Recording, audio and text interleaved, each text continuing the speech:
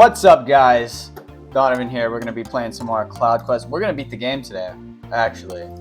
Let's jump right in. AWS Cloud Quest. For those of you who are new, this is a game where you learn about the cloud. We're learning about cloud computing, everything that goes along with it, and we got a fancy little dude here. Check out my dude. He's got a fancy little hoverboard. Yeah. But let's go to our phone. And let's do a quick three question quiz first. Let's do three quizzes. We'll follow these footprints, find a pet, interrogate him, and kidnap him. And it looks like Miss Gorilla is our first victim. Question: How can an Amazon S3 bucket owner grant public access to a bucket when configuring it for public website hosting? A. S3 buckets are publicly accessible by default. B. Enabling website hosting on an S3 bucket enables public access by default. C. The S3 bucket owner can create a bucket policy. You know what? Let's give it a minute. What do you guys think? L is in the chat if you said it's publicly accessible by default. I think it's the bucket policy, but then again, if I think back to, I've never hosted a static website on an S3 bucket before, but I'm pretty sure you have to create a policy that allows it. I'm pretty sure it's implicit deny. Well done. 10 more quizzes for Mrs. Gorilla. All right, question number 2. We're off to find it. Who will it be? We're going across the bridge. We're going to Serverless Island, where we can meet up with Lambda and Fargate. Let's see what's going on here. Oh man, what is this? A cat? A normal pet? No, this is a dog. This is a dingo. Question: What is true about default virtual private clouds? Select 3. So all of them but one. That's very strange. All instances deployed to a default VPC are private. All instances deployed to a default VPC are public. Okay, so if we have to choose 3, it's one of these is not going to be choose because it's either public or private by default, right? I'm going to guess that they're private.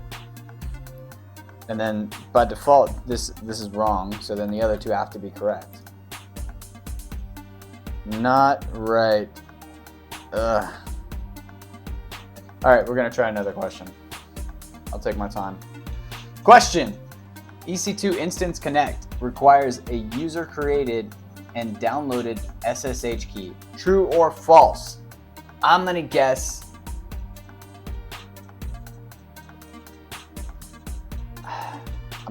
false. SSH is a completely different type of connecting to an instance.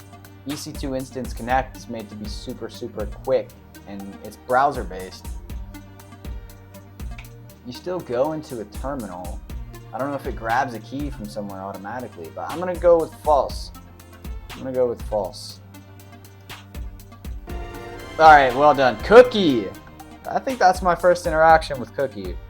2 more questions, and then Cookie will be my friend. Let's go find one more victim, potentially one that I can kidnap. Oh, this is an elephant? No, there's no way. I got like 10 more questions on the elephant.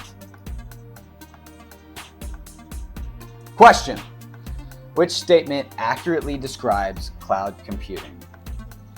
Hardware is kept in a location other than a company's building. Code runs in several places at the same time. IT resources are delivered over the internet on demand with pay-as-you-go pricing. Which one of these sounds like an Amazon advertisement? I mean, we could just leave it at that. Hardware can be in your building, and you could still run cloud. That's Outpost, Amazon Outpost. Code can run in the same place. It doesn't have to run in several places. That's the define cloud. Over the internet, on demand. cloud computing. Well done. 11 more questions for Sparky the elephant. And with that, chat, it is time to go to file systems in the cloud and see what this customer wants. And we're going. We're on our paper airplane in the sky, in the cloud, doing cloud yoga. And we're not even driving on the road. Man, this is a bumpy one too. I think this is the only island with texture back on Cloud Isle, where we came from. I'm looking forward to see where this next one takes me. We're gonna beat the game today. We got three more missions to complete. Dang, this is taking me a while. All right. Let's see what Kelly wants. What up? We're in the cloud now. We're going scripted. I don't care. AI's for suckers. Hi there. Thanks for coming by to help us out. This is an important time for the city's only pet modeling agency. Kelly, I thought we were having an emergency. I'm happy to help and I love pets. How do you know that? Great. Let me explain. In the past year, we have established 3 new company branches in the city.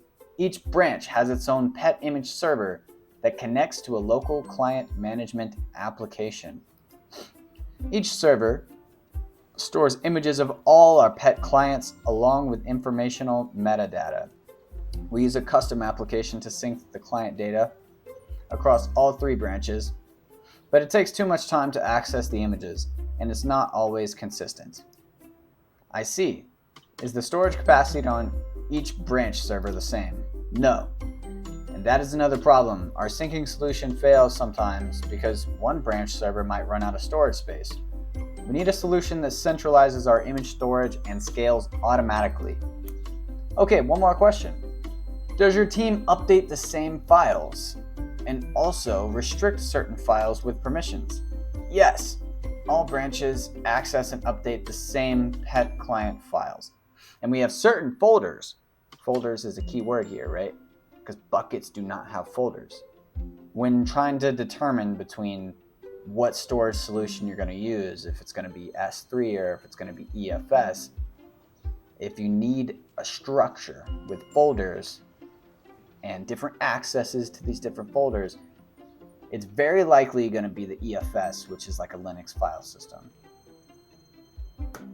But they're all automatically scaling and dynamic and whatever.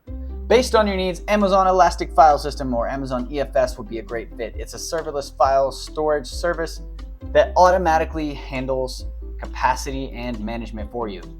Using Amazon EFS, you can create shared network drives. I believe that's another keyword, is drives. So that your branches can access pet client photos from a central location. And you can restrict access with file level permissions. I think that's another big one, but I'm not sure. Because I think buckets have policies, but I don't think the objects in a bucket have policies if you're using S3. That sounds good, but what about the storage capacity? Amazon EFS provides petabyte scale storage that grows and shrinks automatically as you add and remove files. Nice. We want centralized storage, but what happens if Amazon EFS fails? Will we lose our client data? No, we have snapshots. That is quite unlikely. Amazon EFS is highly available and designed for a 99.999999999% durability. That's 11 nines, right? 1, 2, 3, 4, 5, 6, 7, 8, 9, 10, 11. Okay. Amazon EFS is highly reliable. It's designed to provide 11 nines of durability, which is 99.999999999% with your data protected across multiple availability zones or AZs. Wow, that's amazing. I think moving to Amazon EFS might work. Can you help us create an EFS file system in which all of our branches can access pet client photos from a single location? Will you help us create an EFS file system? Sure. Create a mount target for the pet. So we got to mount it. Okay. set up. You got to set it up and mount it. This should be quick. This is an introduction to Amazon EFS, so we shouldn't be getting into any weeds or weird things. Let's go ahead and start our lab, see what our time is before we can access it. Let's look at this beautiful picture. In our VPC, good to know, you got ABC with 3 web servers and 3 mount targets, all linking to the same Amazon EFS instance? What would you call it? I don't know. And then data/access log. You just want to monitor who's accessing it, I guess. I don't know if we have to set that up. That's maybe. But I'm guessing it's going to have us create the Amazon EFS. Then it's going to have us set a mount target for availability zone A. And then in the do-it-yourself section, we're going to remember how to do that and set up B and C. Cool. Let's hear what it says. This solution streamlines web server administration by implementing a centralized Amazon EFS file system for shared storage of configuration, image, and log files. The EFS file system enables simultaneous access for EC2 instances within the same VPC, facilitating rapid management of dynamic content. Each availability zone contains a mount target that provides an IP address endpoint for instances to connect to the file system. Web servers mount the target from their respective AZ as a local folder on the instance. On what instance? On the web server instance? Yeah, probably, right? Okay. Instances interact with the EFS file system as local storage, with changes visible to all authorized instances. The file system automatically scales based on data volume. The file system accommodates additional instances through mount target creation and attachment in the appropriate AZ. That sounds really simple.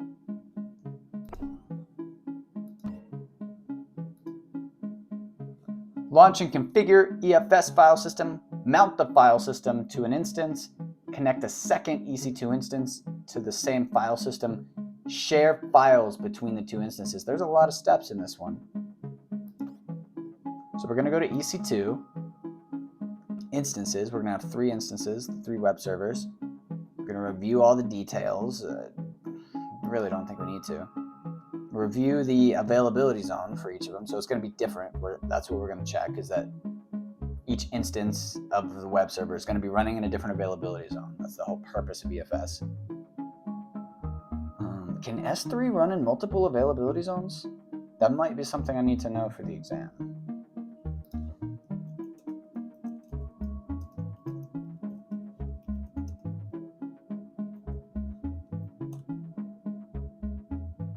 Okay, I can.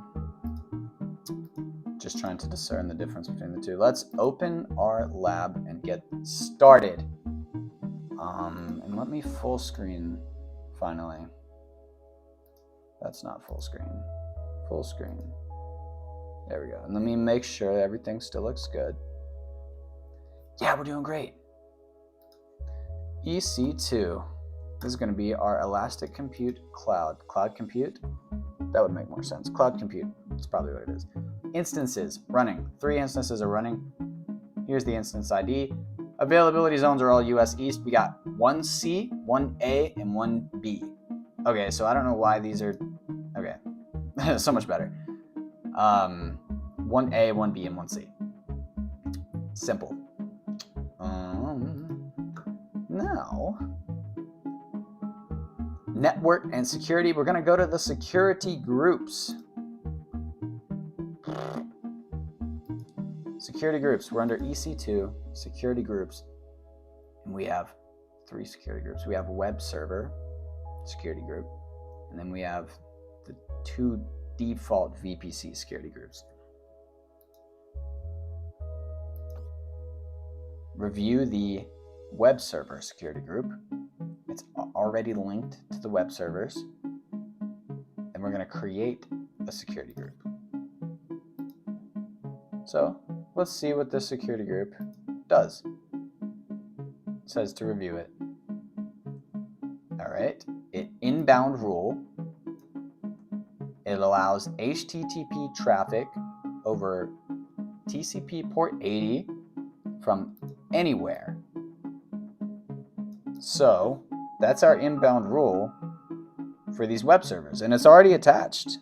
It's already attached to our web servers. So we're already allowing inbound traffic. And let's see an outbound rule. It should have the same, right? Okay, all traffic of any type can leave. So now we're going to need to make a rule that allows it to reach out to our EFS and allows EFS to reach back out to the EC2 instance. Okay, yeah, we're going to create one. Yeah, that's right. So let's go back, create security group. And I don't know if the naming matters, but pet, can I please?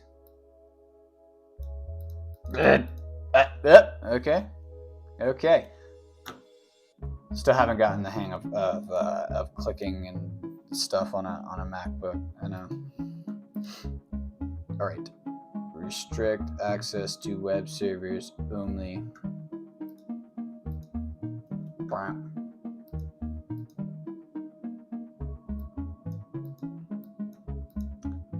For VPC on the drop-down list, choose pet models VPC. There we go. Pet models.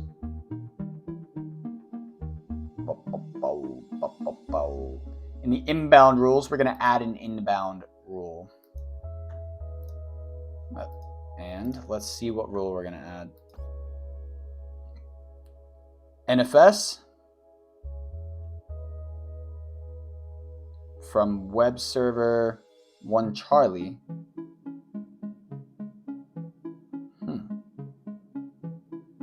Okay. Where is NFS? Am I retarded? There we go. Which is the network file system, I think? I don't exactly know. What is port 2049?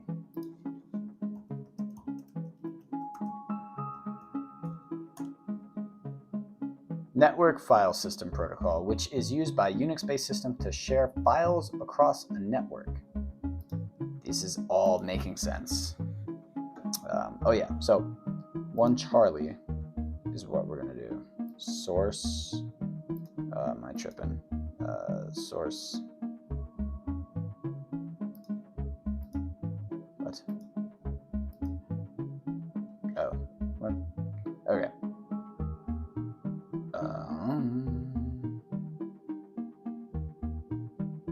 Where am I supposed to be? There's so many letters and shit. Oh my god. Oh, we're not looking for 1 Charlie. That's not the availability zone that we're looking for. We're looking for whatever says web server security group. That's what we're looking for. So web server security group. Okay. All right, so we're going to allow anything with the web server security group, which is going to be all my web servers. So this is actually going to be at this security group for EFS, if I were to guess. It's going to allow anything from that security group. I think that's how it's going to work. Maybe. All right. That's it. We just create the security group. That's all the settings we need to add to it.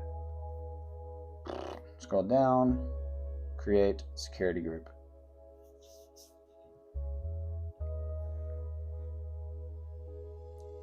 Review the newly created inbound rule. Did I just make an outbound rule? No. Okay. The inbound rule already exists by default, allowing all traffic outbound.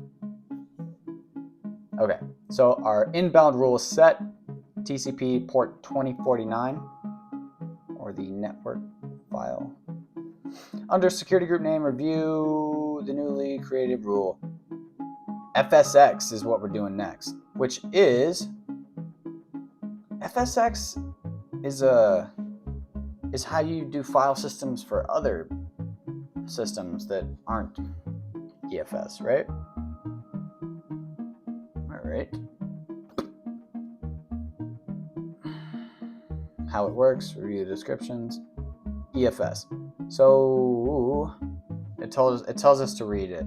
So Amazon FSX makes it easy and cost-effective to launch and run popular file systems. With Amazon FSX, you can leverage the rich feature sets and fast performance of widely used open source and commercially licensed file systems, while avoiding time-consuming administrative tasks like hardware provisioning, software configuration, patching, and backups. It provides a cost. Okay, so if you want to use a different file system, like NetApp ONTAP, OpenZFS, Lustre, or Windows File Server, and I think there's a bunch more. I think you can literally just find a file system and it probably works with this somewhere. But that's not what we're going to be doing. We're going to be using Amazon's own fully managed service, not a partially managed service, EFS.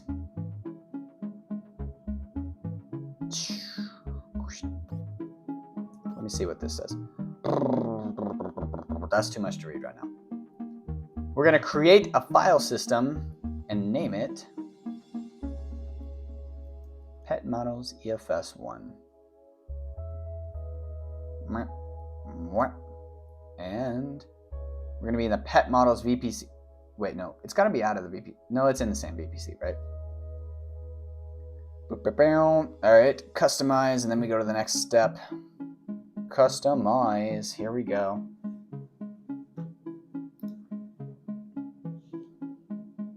Regional, disable automatic backups. Regional, and I'm guessing that's just for the sake of tutorials. We just want to make it simple. You know, I'm guessing if this was your own system, you'd want to take EFS snapshot. Yeah. Is it EBS that has snapshots? I need to review the difference of file systems. That's something that I'm not the best at. Like, which one would you choose when and why? That's why I'm saying most of this out loud as I go, as I'm learning. Hopefully try to stick it in my brain, and hopefully one of you smarter dudes can, or dudettes can correct me in the comments or the chat if we have a viewer. Not yet, but we'll get there. All right, next step. Lifecycle management. Choose none. We're not going to use lifecycle management. And we're not going to transition into archive. So, from my understanding of these concepts, what was this under? Additional settings? Where did we see that? Oh, here we go. Transition files to infrequent access based on the time they were last accessed. So 30 days by default, and then 90 days by default, the archive. And that's just to make your storage cheaper. It's going to be slower to access those files that are 30 and 90 days. You haven't touched them. It's going to be slower to access them. It's going to make sure that the files you are touching are faster to get, and that you're not wasting money on quickly retrievable files that you probably won't need to quickly retrieve. All right, let's see what's next. In the network access step, to remove the subnet,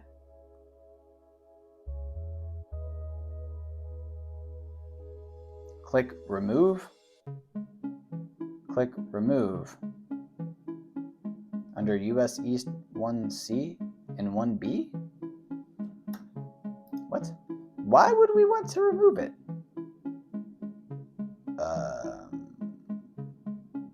Where where are we at? Where are we at? Do I hit next? Is that what I'm supposed to do? Am I on the wrong page? Scroll. And then click next. Okay, cool. So let's hit next. And are we gonna hit remove? Is that what we're gonna do? Okay, so we're gonna remove the security group here, and then we're gonna remove these two completely. So I'm guessing that's gonna be the do-it-yourself. So 1A, remove the security group.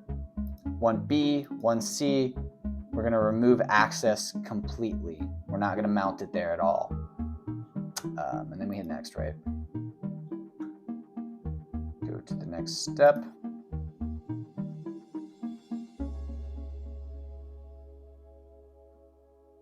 For the US East 1A, under security group, choose pet models. There we go. Click next.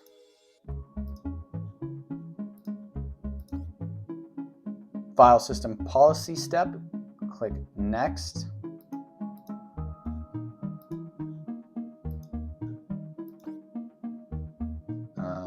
Click next or create.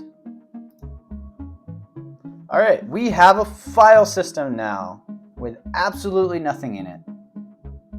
And it's attached to our first availability zone, 1A, and already has the security group of pet models, which I believe is the security group that we just made anyway.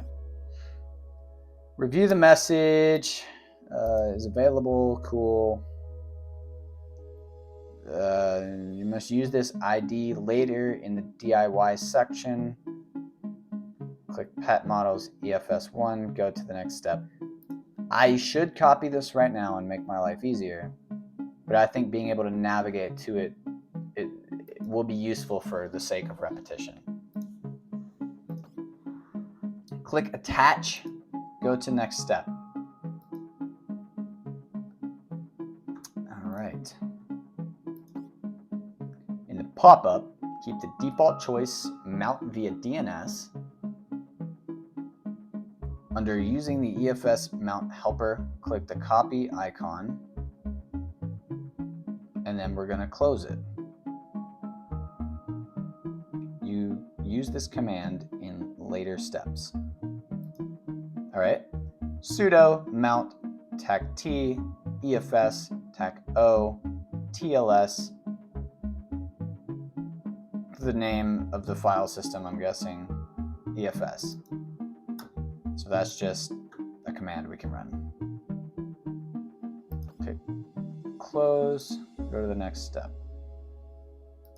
All right, so that didn't actually attach it.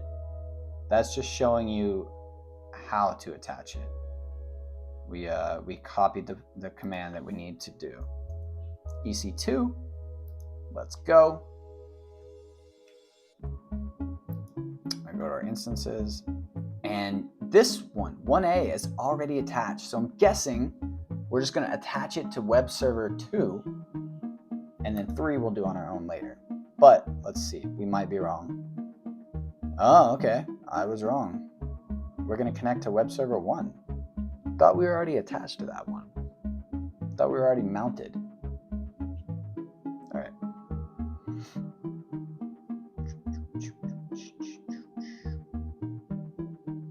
We're going to connect. We're probably going to connect over EC2 instance connect, if I were to guess. So web server 1, connect.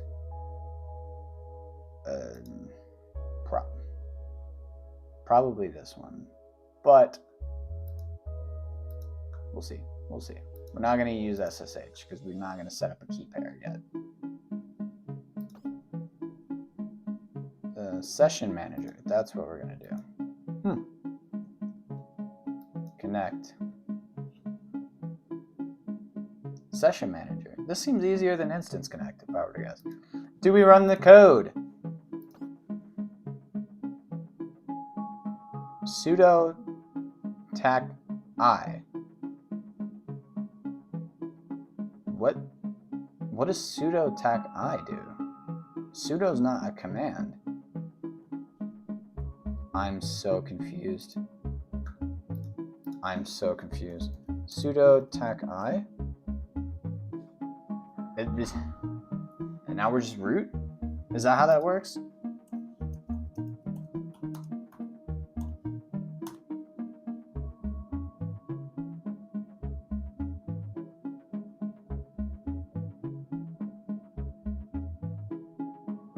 Okay, I know what sudo does. I know what it is. Let's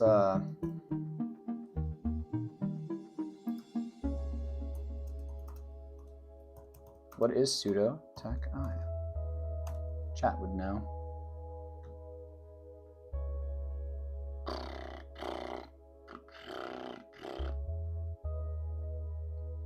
Alright, just log in as a root user, I guess. So simple enough. Sudo yum install yes Amazon EFS utils. So why do we have to do sudo if we're already logged in as a root using sudo tac I? Sudo yum install yes. Is that sudo yum install yes Amazon EFS utils? Amazon EFS utils. Hooray! Complete. Done. You can also copy paste this text. If you receive an undefined value, try again. All right, well, we got it. Review the packages installed. So, what packages did we install? Stunnel, Amazon 8664 RPM, and then the actual Amazon EFS utils. Right, so I don't know what Stunnel is.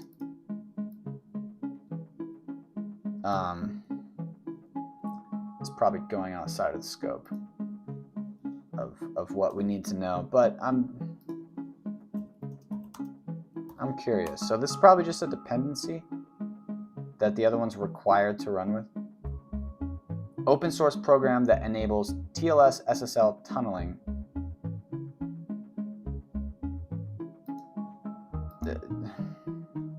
Okay, I guess we're using tunneling.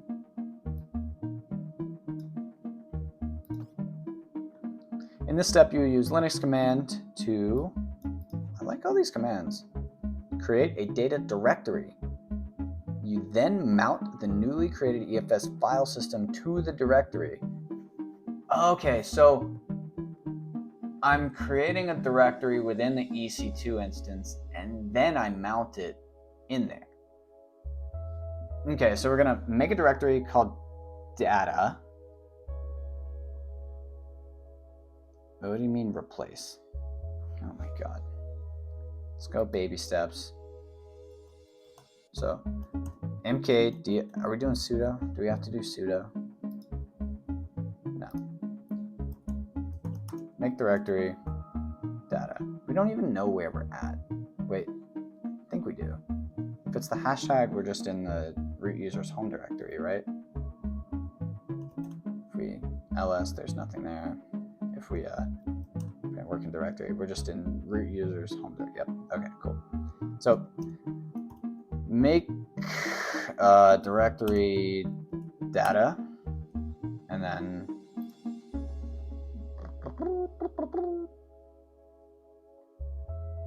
oh man, I wish this would scroll a little bit slower.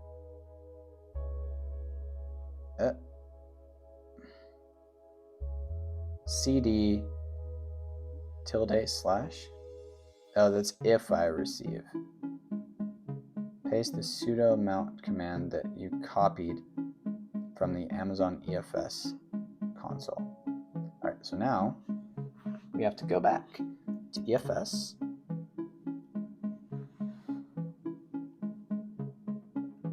Pet models. Attach. And copy. And we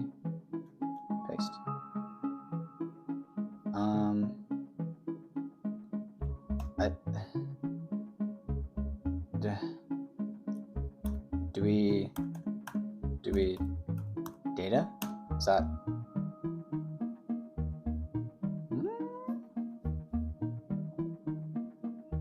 Okay. And then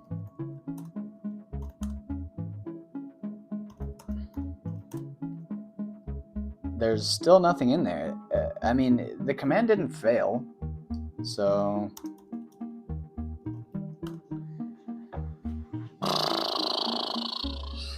all right. Okay, at the end of the pasted command, replace EFS with the name data without quotes. Press enter. Step 2 is done. Oh my god. Can we scroll a little bit slower, please? No, slower. Slower. Scroll slower! Oh my god. Alright, let me just look at the picture, see if I can figure it out. I can't scroll. Then we're going to cd into data. And then we're going to sudo bash tax c cat caret efs1 setup log. What does bash tax c mean? Okay. cd data sudo bash tax c cat. Is there a space? I think so. Caret. Please be a space. All right. EFS1 setup log. EFS. I don't know why the tab autocomplete didn't work for that. Okay. EFS tac1 tac setup dot log.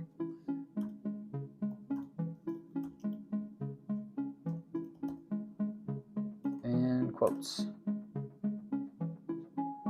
It didn't autocomplete when I hit tab. I'm not sure if this is going to work. Because to be honest with you, I don't know what sudo bash tax c even does. This is taking a while. Let's consult.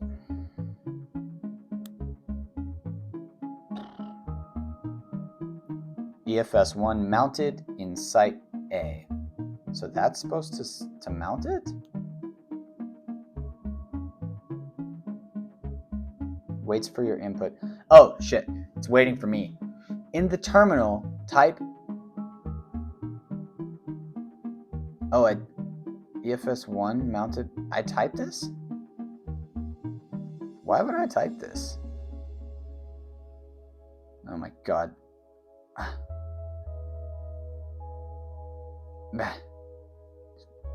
Select. Bitch. Please. Okay. EFS. I don't think this needs to be particular. Mounted in site A. And then hit enter.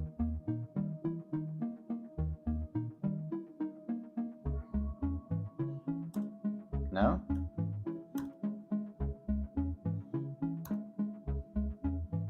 Okay. Is that just going to put it in the log for some reason?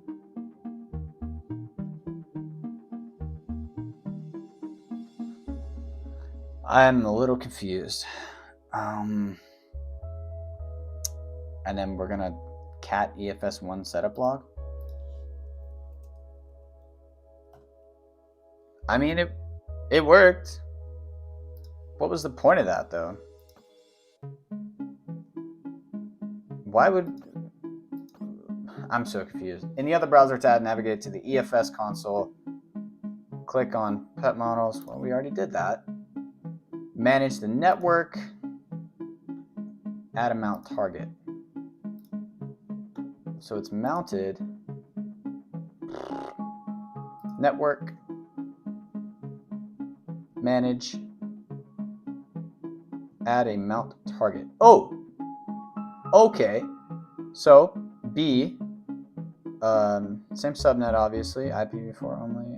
Do we need the IP address if we already know the availability zone? I think we do. Do we? No, because we're not mounting via IP, we're mounting via DNS, right? It's going to be in a pet models security group. Okay, cool. 1B, just pet models. Wait, for subnet, it's gonna, oh, you only have one subnet anyway. Click save. Cool. All right, so confirmed. Done. Hit the, okay, so we're on the network tab, I think. Yep. And this is creating, right? So we're gonna refresh this. Still creating. It says we have to wait a few minutes. Wait for the state to change before proceeding. All right, and then we're going to go back to EC2, click on instances, connect to web server 2, and then we're gonna paste the same command. We're gonna do the exact same things again, right? Session manager, sudo I, sudo yum install y Amazon EFS utils, and then we're gonna create the data directory. It's having me do the exact same steps, which I get, because honestly, for the first time, that was a little confusing, and I really don't know why we're manually adding something to the log. I guess that makes sense that we would log it, but like it seems like something that's too simple to log to manually create a log. Wouldn't you want to just look at another Amazon service that tells you if it's connected or not and when it was connected? I'm pretty sure that exists already as an Amazon service. All right, it's available. So before we leave, I don't want to do this again. So we're going to go to my file systems, click on this, and we're going to attach. We're going to copy this, and we're just going to paste it here for later use. And, we can quit. We can exit, and then log out. Exit. Cool. And then we're going to connect to our EC2.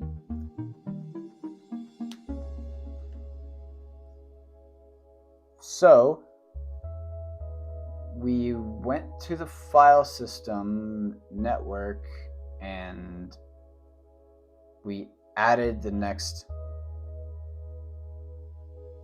availability zone.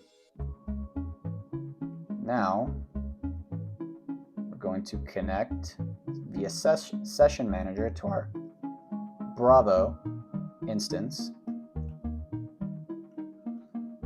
We're in the shell. Sudo tac I brings us to the root user, and then that little tilde or the hashtag, I forget which one, but tells us that we're in the home directory of the root user. We're gonna sudo, which I don't know why we have to sudo for the root user. Sudo yum install tac y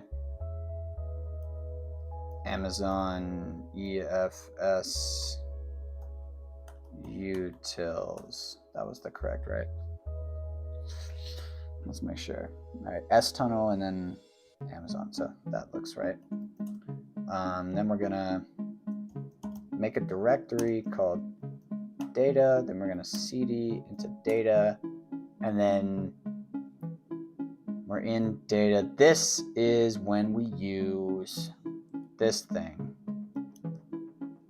So we're back here and we will paste this, and then instead of EFS, it's going to be data is our folder, and mount point doesn't exist.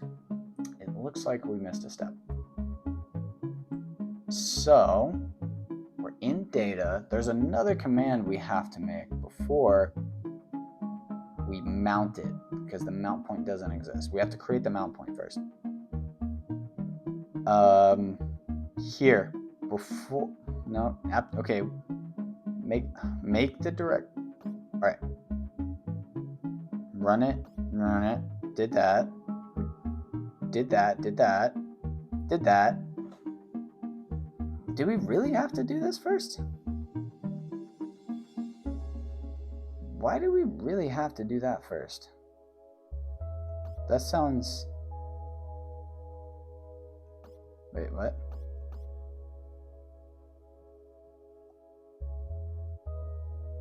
Sudo? Oh, that's before we cd into data, right?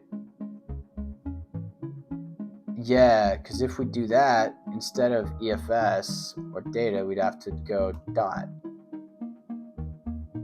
which would bring it to data, right? That should work. All right, because the dot is your present working directory. So instead of leaving, because we just did these in opposite orders. All right, here comes the fun part. Sudo bash tech c cat ** efs1 setup log. Sudo bash tech c cat ** efs. This should be efs2, right? No, because there's only one EFS. It's EC2 that has 3 different ones. So this is still EFS setup.log blah blah blah blah whatever. And then we quit that, and then we cat, and it says that. All right. Congratulations. Now let's do it yourself. What are we gonna do ourselves? Well, let's just follow some patterns before we mindlessly follow directions. Let's see if we've learned anything. So we're gonna go to EFS, and we're gonna click on our only EFS. We're going to go to the network. Our security groups are already set up. That was pretty simple. We're going to manage our network. We're going to add a mount target in this region, correct? In our pet model subnet, we don't need an IP. That should automatically, in our pet models security group. And then we're going to save. All right, after we're done saving, we have to wait for it to create, unfortunately. But in the meantime, I feel like we could duplicate this tab and go to EC2 and get prepared to session into our third web server. I'm going to connect via session manager. Connect. And let's see if this is done creating. Still creating. But we don't need sudo tech I. We don't need yum. No, it's sudo yum, right? Sudo yum install tech y Amazon EFS utils. Complete, make directory, data, and we could cd into data, and then we could run that command with the dot. Oh, that's the part where I should have fucking waited for it to be created, is that last one. Okay, well, I think we're good, because otherwise the command would have failed. But let's try it again just to make sure. Already mounted. All right, cool. Please run mount command to verify. Mount. Whoa! So many mount points. Too much for me. That would fuck with my head. All right, so we just mounted it. We're already CD'd in it. Now we have to create some sort of log file. So we're going to, well, was it? What was the command? Sudo bash taxi cat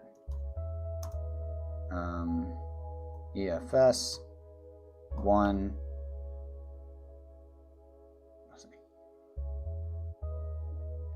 What was the name of that file? Accounting? Access? Access? Was it access? What was the name of that file?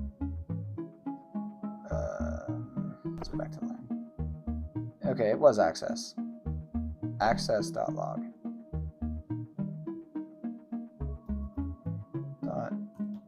Log.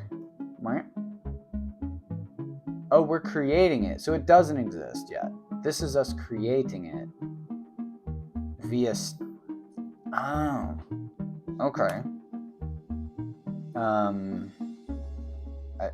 forget what they want me to say. Let me just make sure we're not getting too ahead of ourselves. Let's actually click on the DIY. Mountain EFS endpoint to a third instance. Test that the files are accessible from the EC2 instance. Our test servers will verify 2 actions. You launched the Amazon EFS system and mounted it to the EC2 instance. Pet model C. You added the correct files to the file system. That's so easy.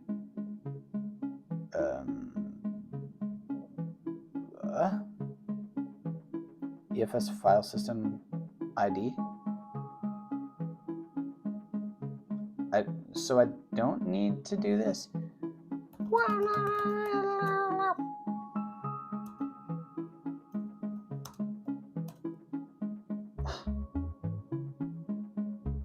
Do I have to hit enter? All right. So let me. How do I do this again? How do I do this? Touch this. Blah blah blah blah blah. Cat that.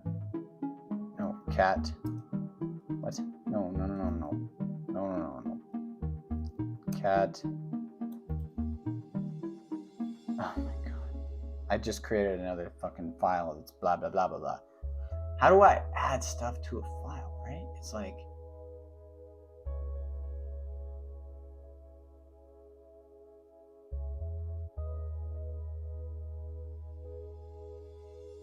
I mean, I could do that. What? No, not cat vim. I want to I want to just vim EFS, and then I can go insert mode and go insert, and then I could how do I colon, right? Semicolon. Oh brother, how do I leave insert mode? Control Q. All right, and then we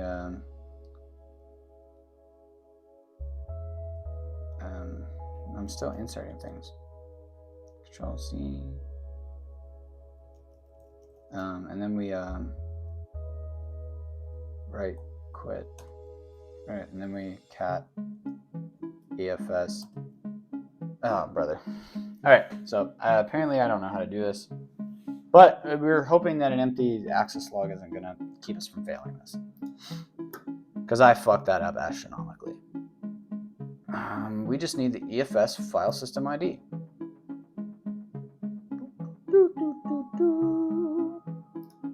File system ID. This is gonna take me to it, right? Nope. Okay, copy. Let's see if that worked.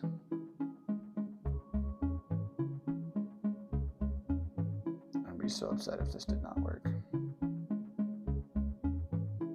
Okay, I did it. All right, cool. Fuck you, fuck you, fuck you, fuck you, fuck you. All right, cool. No, thank you. All right, that was fun. All right, push-up time. Oh my god, I got another viewer. Cheap viewers on streamboo.com. Says somebody, man, they're on it. They're on it, dude. My only supporters so far. Let's get it. Let's get it.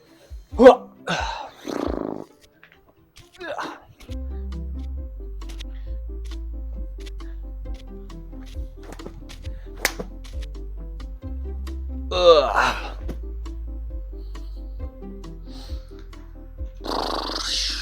And I don't have to tell you by now, but I'm gonna tell you, if you didn't do push-ups, you're a bitch. There's still time. What you looking at me for? All right. What up? What was it? Katie? Kathy? What the fuck was her name? Excellent work. We could have a dog on the roof, or a cat with a mouse on the roof, or an English bulldog on the roof. Yeah, I gotta go big. From far away, I'm not gonna be able to tell what that is, and I'm not a big fan of that dog. This is a cute dog, and he's fucking huge and colorful. Very easy choice. That is a huge dog. Man, these people are rich. The cloud is something else. Plus 10 Amazon EC2, plus 10 Amazon Elastic File System. We're almost there. Complete 2 more assignments to claim the badge of Cloud Practitioner. And look at that. I can't get closer than this, unfortunately. This game has not added great physics yet, but there's animals on the water fountain too. There's animals everywhere. This is a cool place. And I hope that they add a feature one day where I can go inside all these businesses and make it a little more personal for me. But away we go!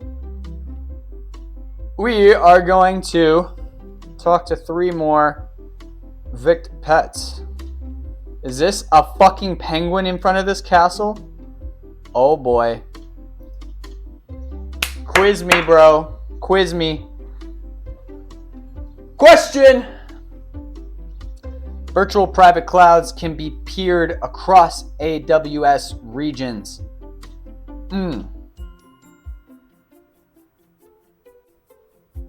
We just did this last episode. We did a peered connection between 2 VPCs. And I want to say they were in the same region. No, because what would be the point? Let's go true. You know, let's always assume the best of Amazon until we're proven wrong. They can be peered across AWS regions. Well done. Pepper the Penguin needs only 2 more questions to fly on over to my... Where's my pet? Actually, this is disturbing. Do I have to manually do this every time? I had Seagull flying beside me, and now he's gone. We're going to scroll. I have Radar at the farm. I really want Pearl, because, like, who doesn't want a fucking flying jellyfish? That's just crazy.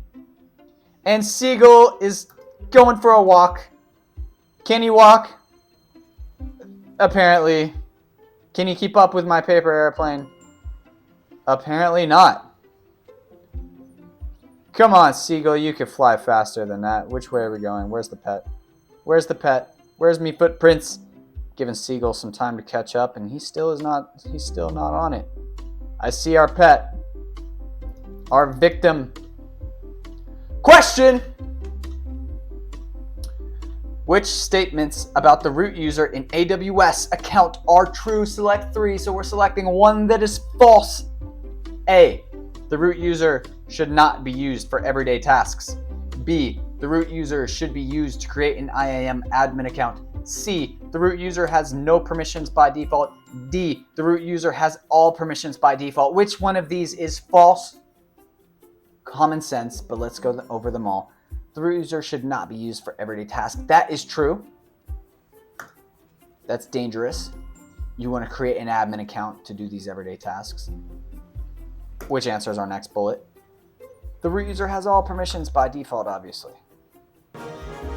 Oh my god, I got a new pet, and it is an orange cat. Zazzy is impressed with my AWS knowledge. Check it out. Although, I think I like my bird better now. For now. But, at least we have options. He can hang at the farm, so that Radar, the dog, is not lonely. Alright, one more pet. This one looks flat. What is this? Oh, it's a crocodile or an alligator. I can't tell the difference. Sorry if that's racist. Question! A company's data engineers have multiple subnets in an availability zone in the virtual private cloud. Where would they create a mount target when deploying a new Amazon Elastic file system? We just did this. I better get it right. The pressure's on. All right. Let me try not reading the answer questions first. Multiple subnets in an availability zone. Where would they create the mount point? Well, you create the mount point in the subnet.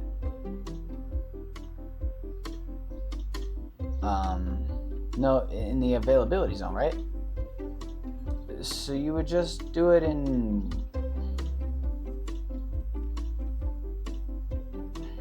Can you add multiple subnets though?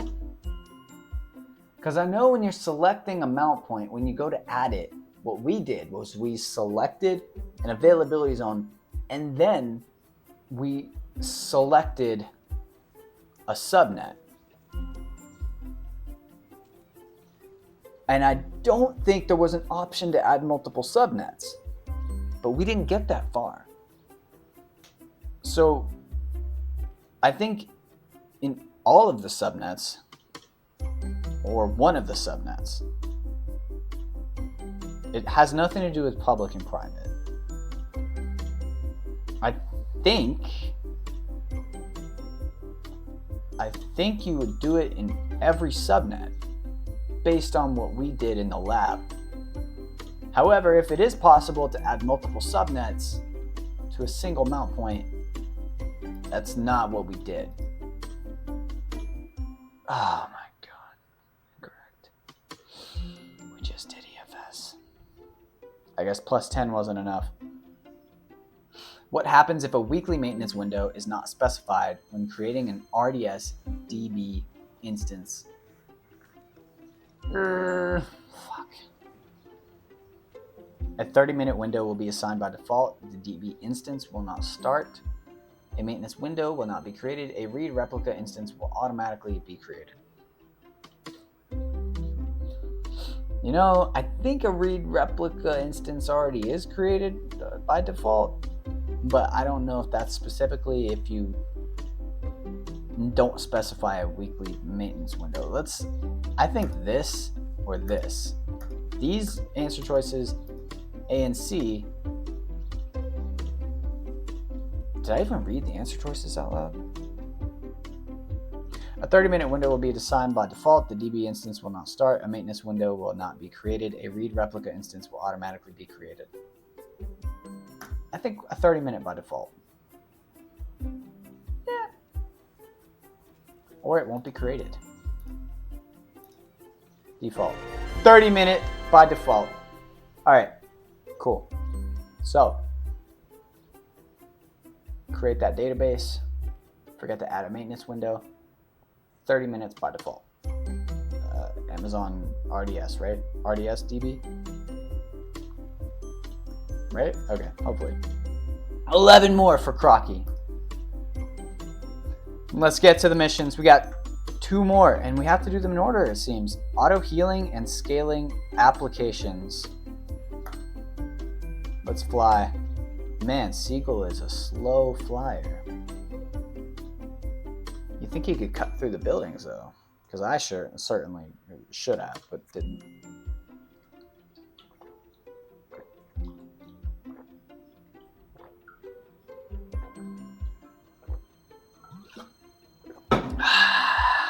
You guys should hydrate.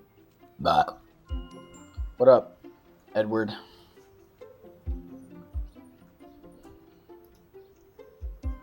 Hi, I own the city's only gaming cafe. We could use your help. Of course, I'm a gamer too. No, I'm not.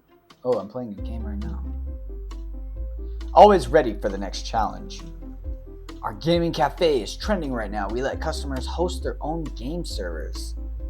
We have a daily limit on how many EC2 instances customers can provision, but we can't enforce this limit automatically. So here's our first problem. If an EC2 instance crashes, we have no way to replace it automatically. Second, we need to enforce our daily server limit for each customer. I think auto-scaling groups would be perfect for solving these challenges. You can create launch templates for your customers' game servers. Then you can configure them to automatically scale the number of EC2 instances up or down as demand changes. And you can set maximum limits on how many instances each customer can provision. Sounds excellent, but we have another issue. Oh my God. Every Tuesday, we host a large party from 8 to 1 a.m. We need the servers ready to go when the party starts and shut down automatically when it ends. Is there a way to automatically schedule when game servers start up and shut down? With auto-scaling groups, you can set up scheduled scaling to launch and terminate instances based on a schedule you define. Nice, I think auto-scaling groups can work for us. Can you configure? So we're going to create it with configurations, and then we're going to schedule it. Seems simple. And we're going to get plus 10 Amazon EC2, plus 5 auto-scaling, and plus 5 CloudWatch. This is our first dealings with CloudWatch, and I feel like CloudWatch is super important. So we're not going to deal with regular CloudWatch. We're going to deal with CloudWatch Alarm, whatever that means. Press start. User workloads, game servers, all in an auto-scaling group.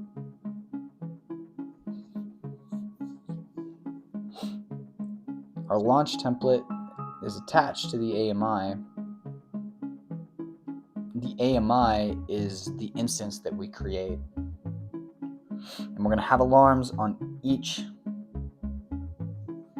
And I'm guessing the auto-scaling group is what's going to do the timing as well. Configure scheduled scaling rules for an EC2 auto-scaling group. I mean, this sounds pretty simple, right? I feel like the healing is something that, you set up once and you forget about.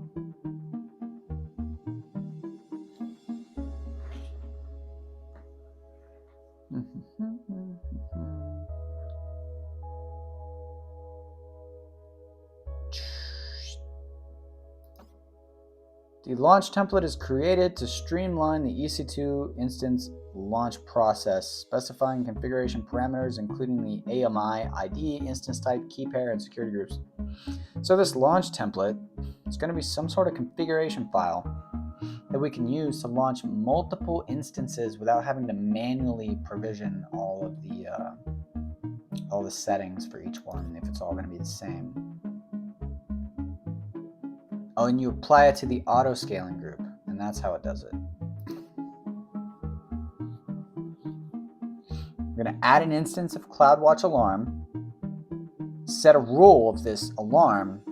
If the CPU exceeds 70%,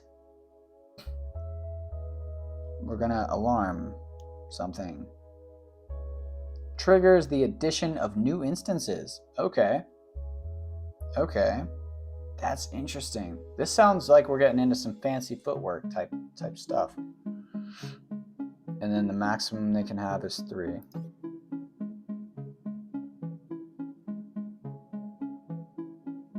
Excess is terminated. Okay, we're going to have to set up a rule for the auto-scaling instance to scale down too. And we're going to schedule an event. I wonder what service we're going to use to schedule an event. This looks like the CloudWatch alarm. So maybe we're going to use CloudWatch to schedule that event. All right. Practice. Create an Amazon EC2 auto-scaling group, assign instances. We've got 36 steps again. A lot of steps. So we're going to go to EC2, click on our instances, copy the public IP address. We're going to go to that instance. In a browser, we're gonna go to the front end, And then we're going to create an image of that game server that we can use.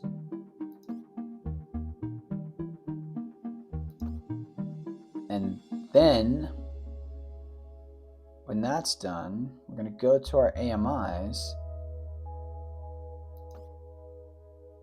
and then go to launch templates. We're going to create that launch template. We're going to go to our AMIs. We're going to choose the one that's there. Create a new key pair. Add it to an existing security group. Launch the image. Create an auto-scaling group. Now that we have the image, we're going to use that launch template. Set the availability zones and the VPC that we're in. No load balancing, I guess. Health check every 240 seconds. 2 is our group size. 2 and 4. Okay, so we're going to set a minimum and a maximum of 2 and 4, not 1 and 3 as the picture depicted. And then automatic scaling. Thought that was going to be done with a separate service from CloudWatch Alarms, but I guess it's kind of written into that because we never go to CloudWatch Alarms. Now we do, but we're just reviewing something that's already there. So we got a pretty good idea of what's going on. Let's try to run through this a little bit quicker for the sake of time. So we're in the console, EC2, instances. We have our one instance, our public IP address. Open, we might have to copy it so we can use HTTP instead of HTTPS. So HTTP, cool, and we're there. I don't know why we did that step, but we did. All right, and then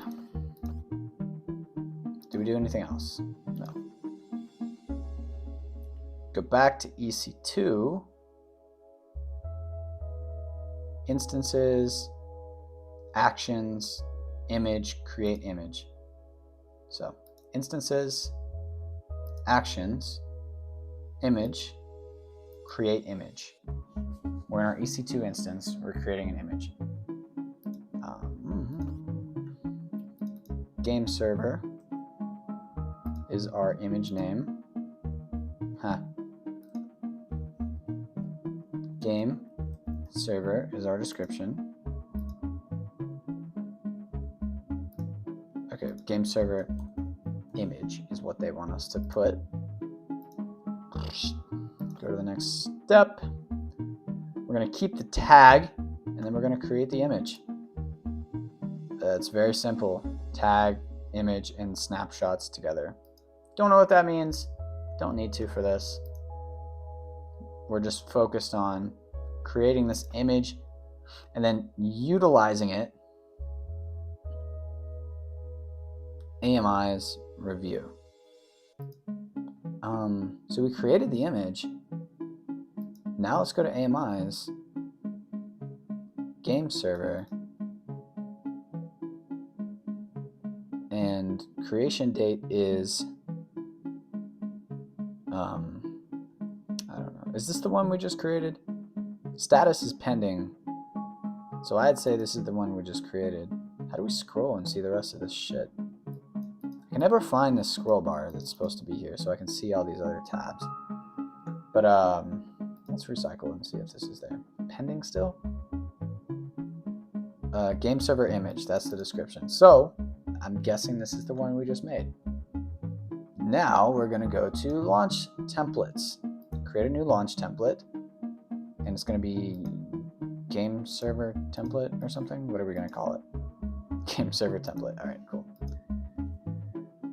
Game server template,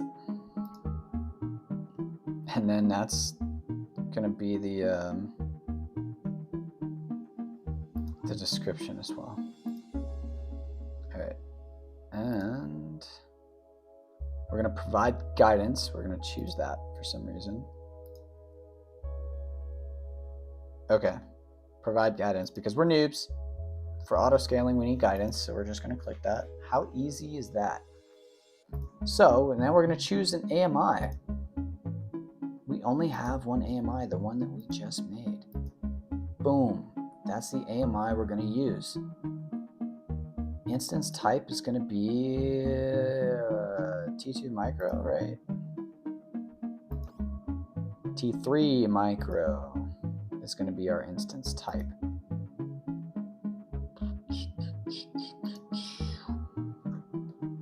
All right, and we're gonna create a new key pair, right? Yes. Create a new key pair. RSA PEM. We're gonna use OpenSSH. Okay. Game server key pair RSA.PEM. Next step. This is something I would actually like to make a flashcard for later. So I'm gonna take a quick picture of that for my studies outside of this gaming. SSH is something that I've heard is a little difficult to grasp as a beginner. Game server key pair. All right, the game server key pair is created. Now that's how I'm gonna log into it from the front end here, right? Maybe, we'll see. All right, next step. We're gonna choose a security group that already exists. So, security group, web server security group? Cool, that makes sense. At the bottom, review the summary and then launch that bad boy.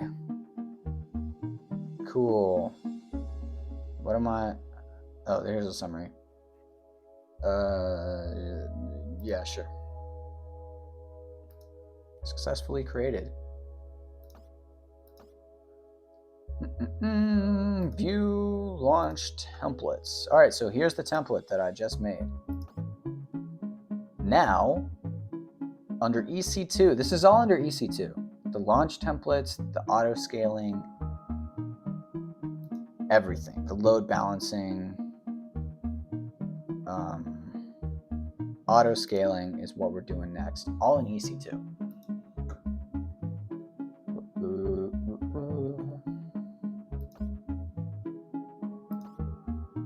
We're going to create an auto scaling group, regular customer game server.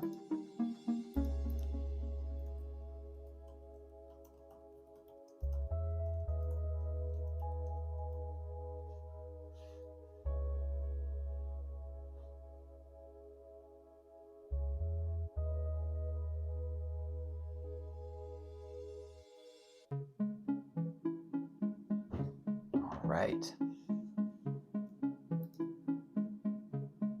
And then from the template, we're going to choose the one that we just made.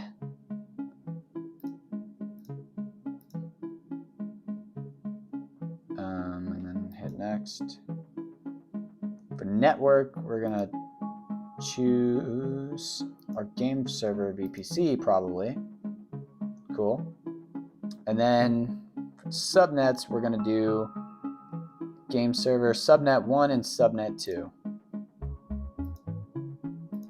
Easy enough. Easy enough. Multiple subnets in the network for this auto scaling group. Very simple. Balance best effort. This is how it distributes between the availability zones, I guess. We don't have a load balancer, so let's see if we're going to make one. No load balancer. No VPC lettuce service. Whatever the hell that means. I don't like lettuce either, so don't blame them. 240 seconds is when we're going to perform our health check. I don't know why 300 was too big, but 240 was just the right amount. That seems arbitrary to me. No lettuce, no pickles, no load balancer. All right, do we turn on the health checks? Nope. Next, desired capacity is going to be 2. Minimum is going to be 2. Max is going to be 4. Let's double check our maths. Target tracking scaling policy.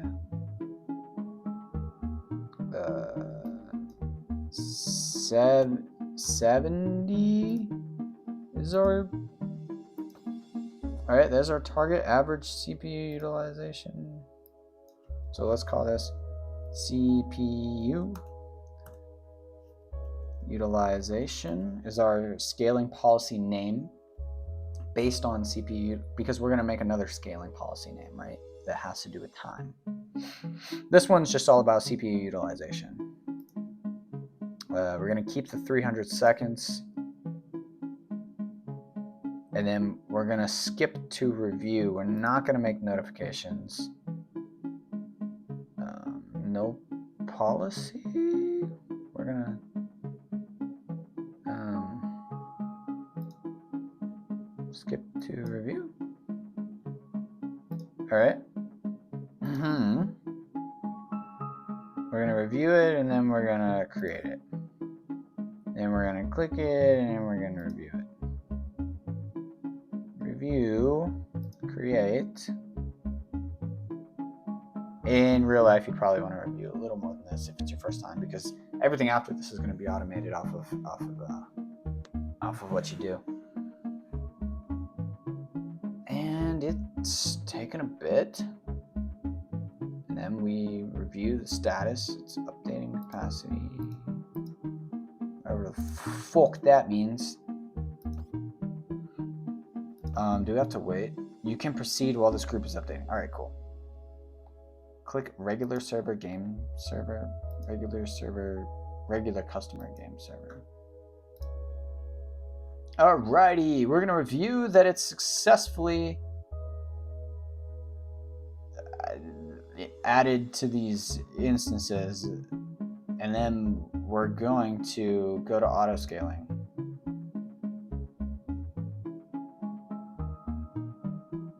Integrations, automatic scaling, instance management, activity, monitoring. How do we regular server game server? Is this not what I'm supposed to be at? Auto scaling group, regular server name server, activity history. Oh, here it is. Okay, I'm retarded. Anyways, successful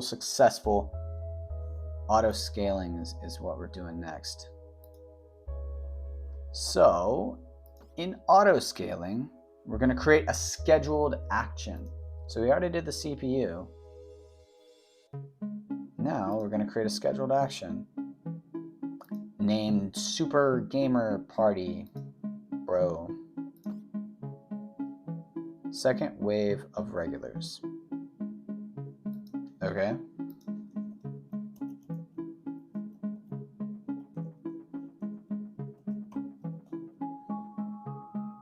And 3, 3, 4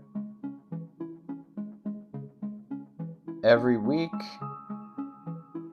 at 2 every week? I thought it was every day. Am I tripping? So cron. So it uses cron. So 3, 3, 4 is still going to be the max. Recurrence is going to be every week. Doesn't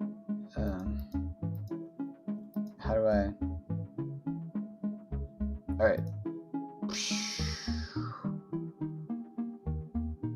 For specific start time, choose a future date in the text box, type 2000. All right, future date. It's going to be on a Friday. I hope that's the right. Date. I mean, and our end time is going to be not on the 29th, but the 30th at 01, like that. Cool. Oh, what? We're going to create it before we add an end time?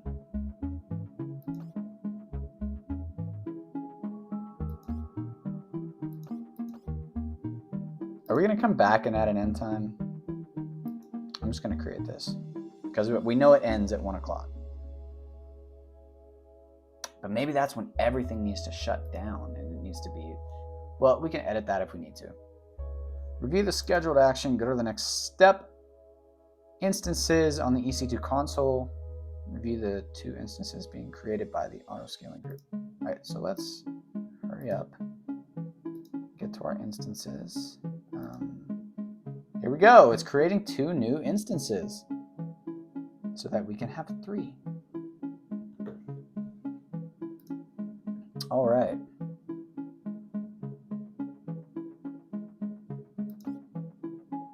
Now we're going to CloudWatch. Finally, we're going to CloudWatch. Our alarms should already be set. So let's do it. CloudWatch.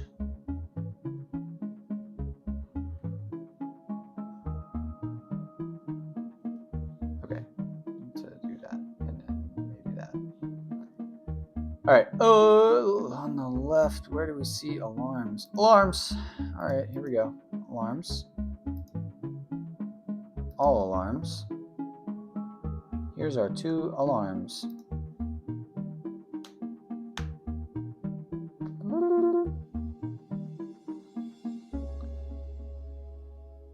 And then we're going to click on the one that says OK. Then we're going to review. Here's this. And we don't know what our... Okay, here's our CPU utilization. Very, very minimal. Okay.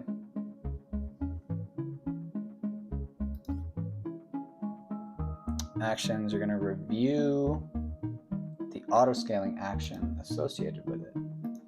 How does it know to do this already?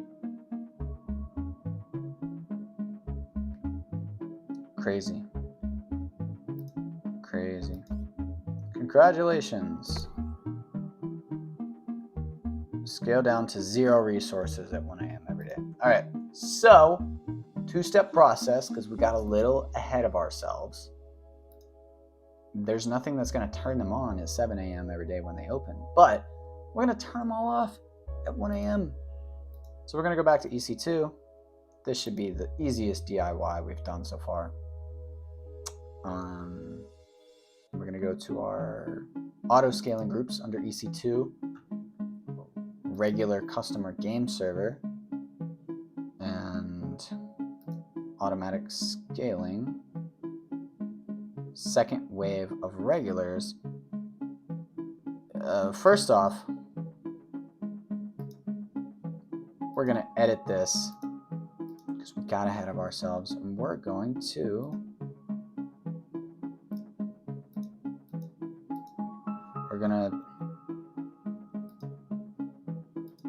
delete an end time, and then let's make sure that worked. Okay, cool. And now we're going to create a scheduled action and make it bye-bye, bitch. It's closing time. Desired capacity is going to be 0. Our minimum is going to be 0, and our maximum is going to be 0, and our reoccurrence is going to be every week on is it every night? Every day. Okay, every day at 1 a.m. So every day. That doesn't matter. It's gonna start. It's gonna start tomorrow. Can't start today, I guess. At 100 hours, create. Scheduled action, given start time is in the past. How is it in the past? All right, create. Okay, easy enough. And now we're gonna have to copy and paste. I don't know, this thing. What are we copy and pasting?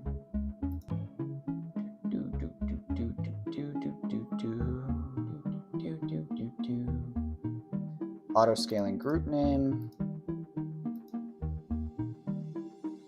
Regular customer game server. Boop. Scheduled action name. Oh fuck. My scheduled action name is bye bye bitch with spaces. Bye bitch. And that was the quickest DIY we've done yet. Man, EC2 is just so easy to work with. You did it! Exit the Solution Center. No auto. Well, no. Alright. Push-ups. Dude, these fucking flying robots in the sky are just something else. Alright, that first one took longer than I wanted it to. So, we're going to end it here tonight after we get our reward, and maybe we'll talk to a few more pets. But, point being, we're going to double our push-ups for this next session. If you gotta take it slow, take it slow.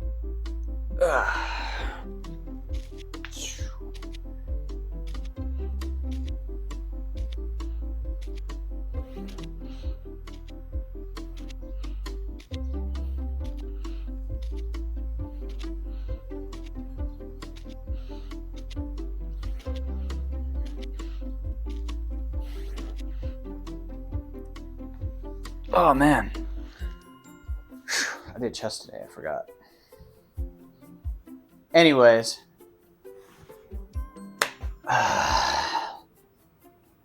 let's, okay, we're still good. Let's see what we got. What was this, a gaming cafe?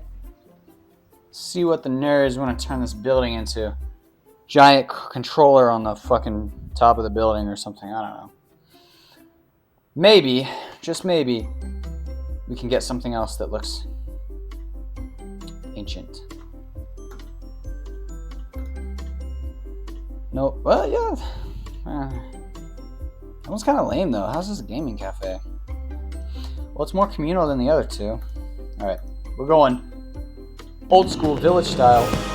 Check it out. We got kegs on deck for you to get fucking plastered. I don't know how the Amish are playing video games, but we're here. We're here, baby. We're in the cloud. Future anything's possible. Plus 10 EC2. Plus 10 EC2. Wait, plus 5 EC2 auto scaling. Plus 5 CloudWatch. And we're going to go find 3 more pets to talk to. Is this one a rabbit? He's tiny. What is this? Question: which types of AWS auto scaling are valid? Auto scaling. Select 3. Scheduled, dynamic, predictive, spot, on demand. Auto scaling.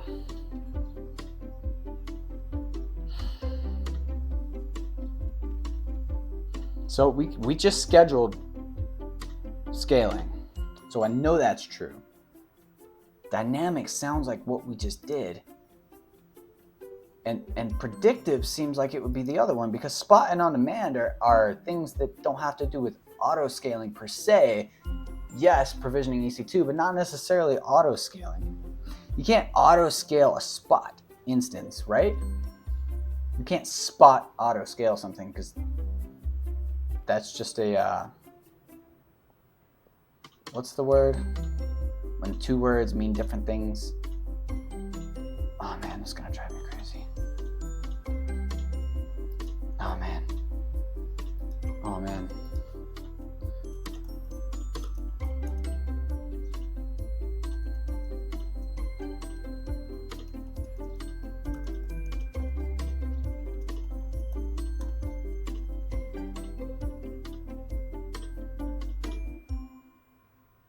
Polysemi? What? No, there's a...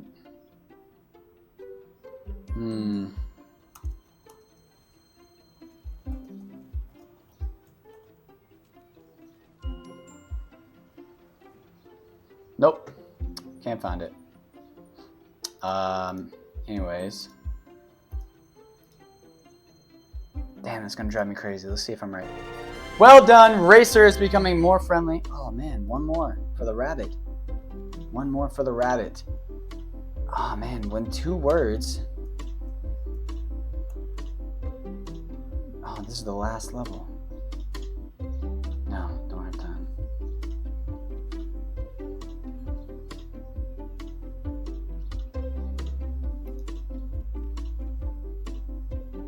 Question.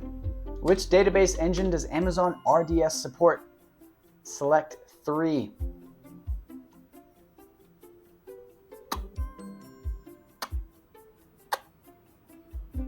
Okay, relational database versus man, which one of these are relational?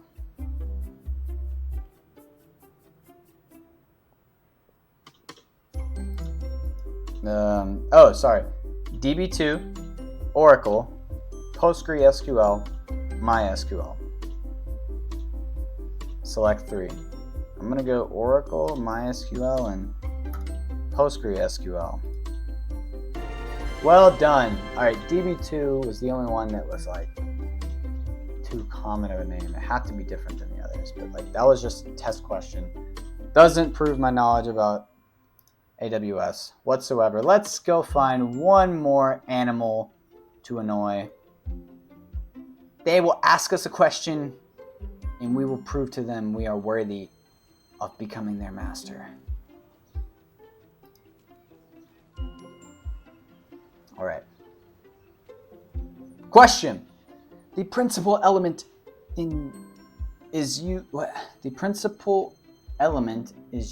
in resource based The principal element is used in a resource-based JSON policy to specify the principal that is allowed or denied access to a resource. What is an example of a principal that can be specified? An example. An IAM user, an IAM role, S3 bucket, or AWS services. AWS services is not an example of anything. Everything else is very specific. And we're selecting 3. Incorrect. Man. An S3 bucket. Okay. Another question. Which statements best describe the shared responsibility model for AWS security? Select 2. AWS is responsible for the security of the underlying cloud infrastructure. AWS is responsible for securing workloads that customers deploy on AWS. Customers are responsible for the security of the underlying cloud infrastructure. Customers are responsible for securing workloads that they deploy on AWS. This one's just common sense, right? Like, Amazon is providing the cloud infrastructure and we're providing the workloads. So Amazon is responsible for securing the cloud infrastructure, and customers are responsible for the workloads. Oh my God, we got a new pet. Smiley. Let's see what he looks like. Okay. Let me take him for a walk. Let me get off my board. Okay. He's coming with me. We gotta zoom in and see. Oh, he's slithering. He's slithering around. He's gonna go eat this cat. You know, is this guy impersonating a cop with absolutely no uniform, just has a hat. Where'd he go? Where did he go? Excuse me, sir. What? They need to add punching in this game. Anyways, we're done. Thanks for sticking around for the bullshit. Didn't finish today. That first one took a lot longer than it should have. But I think we're getting faster and faster at doing these by kind of reading ahead and following pictures rather than trying to decipher these words. Let's try to think more intuitively about what we're doing and try to do some more quizzes and stuff. All right, stay fresh, cheese bags.